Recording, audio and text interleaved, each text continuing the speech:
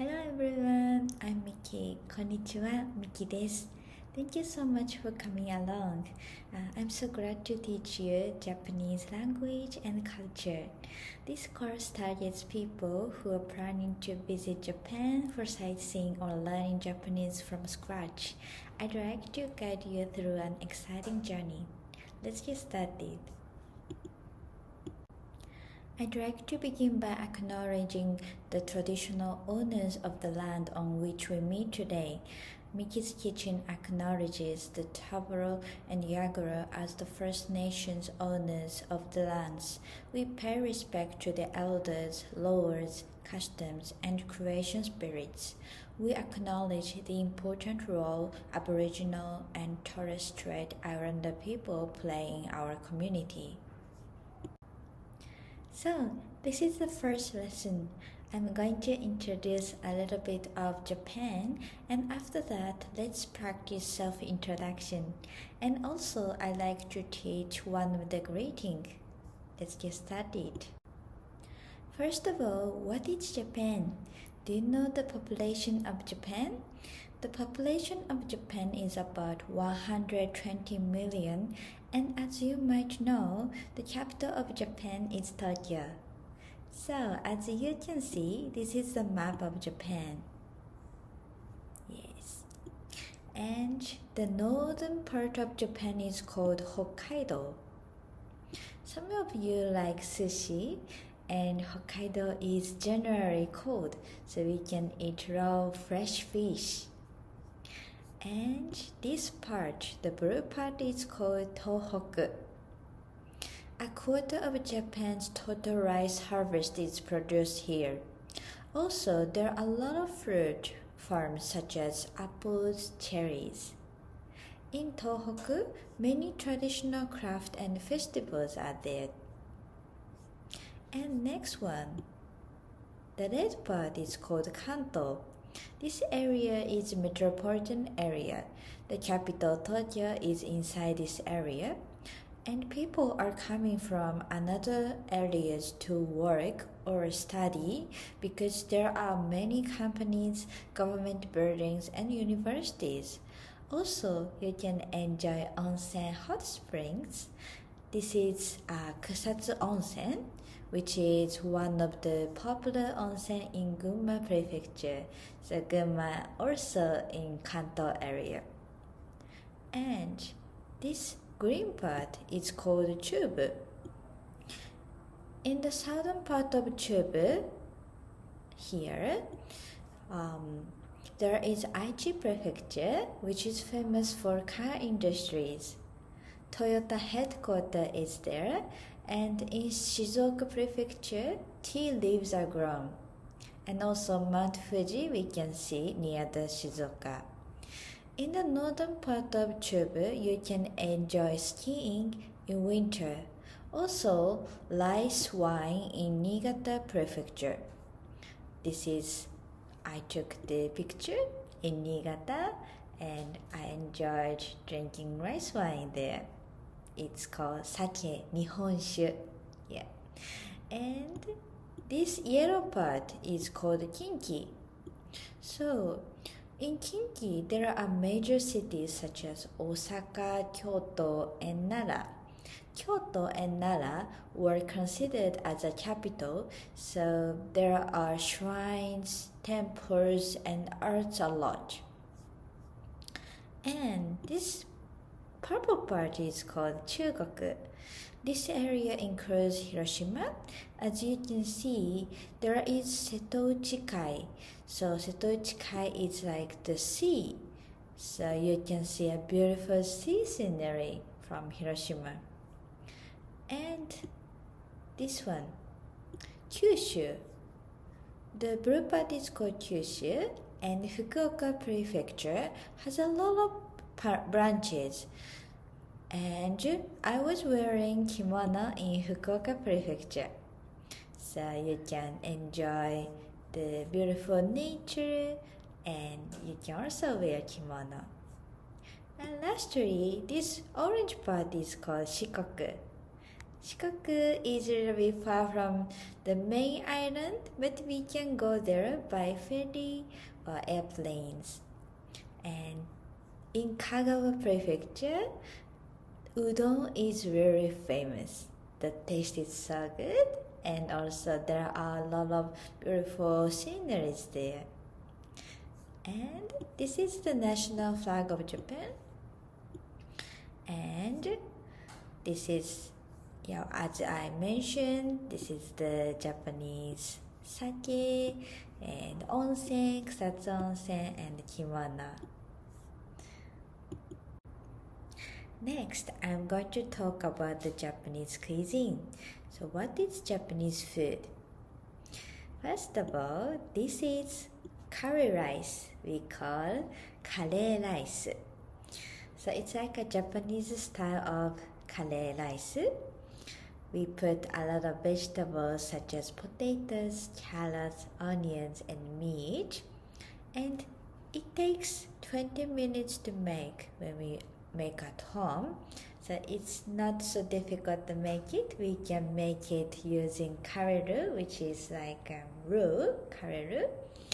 And this one is called edamame. So it's green soybeans, and it's very tasty. We usually eat in izakaya, like Japanese style of bar. And this one is rice bowl. So we call it onigiri. We can make at home. It's like a rice bowl, so we can shape the rice to the triangle, and we put seaweed called nori outside. We can put tuna, mayonnaise, or another ingredients such as salmon or another type of seaweed inside rice as well. And this is called inarizushi. It's one of the sushi. So we put rice inside, and outside is fried tofu. So it's like a tofu skin, and it's sweet, a little bit sweet, and really tasty. And this one is also one of the popular common dish in Japan. It's called miso shiru. So it's miso soup, and this one also we can put various vegetables such as onions or seaweed called wakame, or we can put potatoes or eggplants, whatever you like. And this one is another type of sushi. So I tried to make it at home. It was a little bit difficult because we usually eat sushi like a raw fish style. So I tried to make raw type of sushi. And also, this is one of my favorite Japanese cuisine called karaage. So it's like a fried chicken, and Japanese style of fried chicken. So we use soy sauce, shoyu, and garlic and ginger to make it. So next topic is what is Japanese culture? So there are some unique cultures in Japan. First of all, kabuki. So it's one of the traditional Japanese performances. And kabuki is made more than 400 years ago, so it's very traditional performance. And kabuki consists of acting, dancing, and music to entertain people with these three elements. And this face, look at this face, it's very unique makeup. So this is called kumadori, the colorful lines drawn on the face. This is a symbol of kabuki, and red represents youth, justice, strength, and anger. So, and also in Japan, there are several unique celebrations as yearly events. In March, there is the event called Hinamatsuri. So in Hinamatsuri, we celebrate mainly at home, so people pray for the happiness and health of girls. So at home, my family used to set up a display of hina ninja, like dolls, like this. And another unique culture is anime. So anime, what is your favorite anime? You might like anime. So my favorite anime is Doraemon, Conan, Shingeki no Kyojin, and Ghibli. And so, yeah, I have a lot of favorite animes. And we are very proud of anime culture because which can entertain people from different countries, which is amazing. Yeah. So this is the one of the Japanese culture. I'd like to talk about the values of Japan. So what are values of Japan? It's one of my opinions, and maybe others Japanese considering different ways. It's one of the perspectives, but I think we respect harmony, which is called wa, a lot. So since we are a child, we had a sport festival, culture events, which is called Bunkasai, or music festival, Ongakusai. So we collaborate with others a lot. And when we collaborate with others, we respect others' opinions, harmony a lot. And also, one of the values would be skill.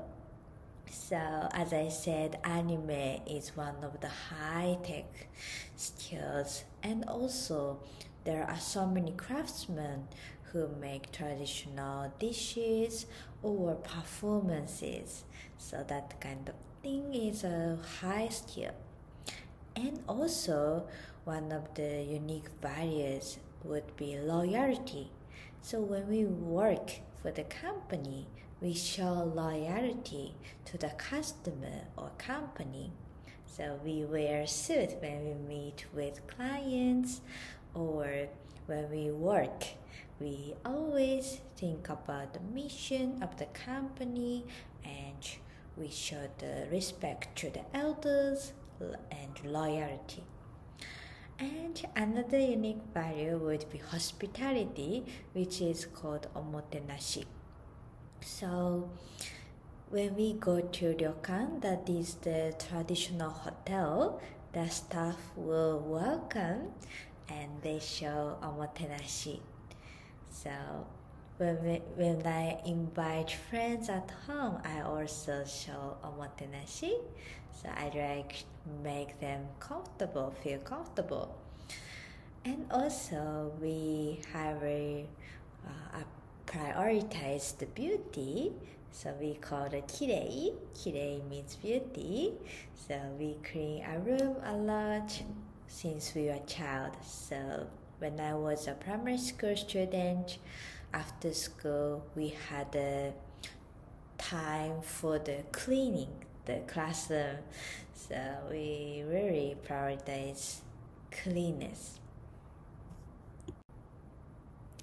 Lastly, I'll talk about the Japanese language. So what is Japanese language? I think Japanese language is very unique because we use the different characters. So first katakana, and second hiragana, and third kanji. So when we write Japanese, we combine these three characters together. But don't worry, when we speak Japanese, we don't need to care so much about katakana, hiragana, kanji. So in this course, I like to focus on speaking, so helpful conversation. So we get used to it when we practice. So let's get started. Alright, so let's practice the conversation, the Japanese language. So first of all, I like to teach self-introduction. First, greeting. how to say my name is, and my hobby is, and my favorite food. Okay, so first of all, greeting. はじめまして。はじめまして we can use it especially when we meet someone for the first time. So as you might know, hello, こんにちは we can use anytime, like when we meet the person for the second or again, meet again, we can use. But はじめまして is especially we can use meet someone for the first time. So repeat after me. はじめまして。はじめまして。And after that, my name is Miki. 私の名前はミキです。So, 私の is my. And 名前は means name. Name is. And after that, we can mention our name. And we put this in the end. So this has no meaning, but when we put this in the end, that means the sentence is polite. So when we make the sentence polite, we put this in the end a lot. So 私の名前はミキです。Okay. And after that, we can describe hobbies. So hobbies, we can say 趣味。So 私の趣味はヨガです。私の趣味はヨガです。That means my hobby is yoga. So what is your hobbies? If you want to describe my hobby is cooking. 私の趣味は料理です。料理 is cooking. Or my hobby is driving. Is 私の趣味はドライビングです。Or my hobby is skiing. 私の趣味はスキーです。Or my hobby is reading a book. 私の趣味は本を読むことです。So 本 is a book. And 読むこと means reading. So reading a book, 本を読むこと。So 私の趣味は本を読むことです。Like that. And my favorite food is 私の好きな食べ物は唐揚げです。私の好きな食べ物はラーメンです。So you can skip 私の because now obviously anyone can understand we introduce ourselves. So we don't need to mention 私の again. So you can say 好きな食べ物は唐揚げです。好きな食べ物は寿司です。So 好きな means favorite and 食べ物 means food. So 好きな食べ物はラーメンです。My favorite food is ラーメン。Okay, so I'll introduce myself. はじめまして。私の名前はミキです。趣味はヨガです。好きな食べ物は唐揚げとラーメンです。Like this. So we can describe ourselves using these sentences. So let's practice again and again. You'll get used to it. Okay, so lastly, let's practice greetings. So repeat after me. First of all, good morning. おはようございます。おはようございます。Hello. こんにちは。こんにちは。Good evening. こんばんは。こんばんは。So these phrases are very useful when we meet someone in the morning or daytime or in the evening. Next greeting is good night. おやすみなさい。おやすみなさい。And thank you. ありがとうございます。ありがとうございます。And no worries. We can say in the two ways. どういたしまして or いえいえ。どういたしましていえいえ。Either is fine, but I think いえいえ is really easy way to say no worries. And excuse me or I'm sorry, we can say すみません。すみません。So when we order something and we want to we want to ask the staff, we can say すみません or when we made a mistake and then we want to say sorry すみません So すみません has a lot of meanings and sometimes we can use すみません for the thank you as well. So for example, when we drop the wallet in the street and someone found it and then someone returned it to you, you can say すみませんありがとうございます Yeah, we can say すみませんありがとうございます like that.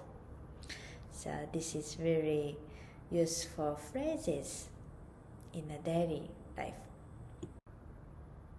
The next phrase is, this one also we can use a lot in daily lives. So, before eating we say, いただきます。いただきます。So, いただきます is appreciation for the food or appreciation for the someone who cooked. So, we usually use this greeting before eating. And after eating, we can say ごちそうさまでした。ごちそうさまでした。So ごちそうさまでした is a little bit difficult to pronounce. So you can separate here. So first of all, ごちそうさまでした。So we can divide in three. ごちそうさまでした。So after eating, also we appreciate the food we had and appreciate someone who made this delicious food. So we can say ごちそうさまでした。ごちそうさまでした。Okay.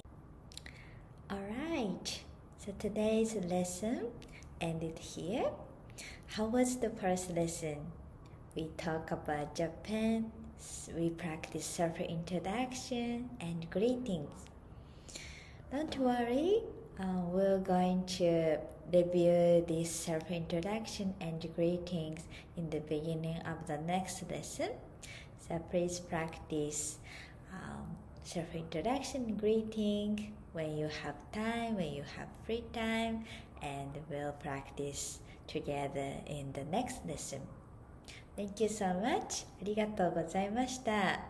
また次のレッスンでお会いしましょう。See you in the next lesson. Bye bye.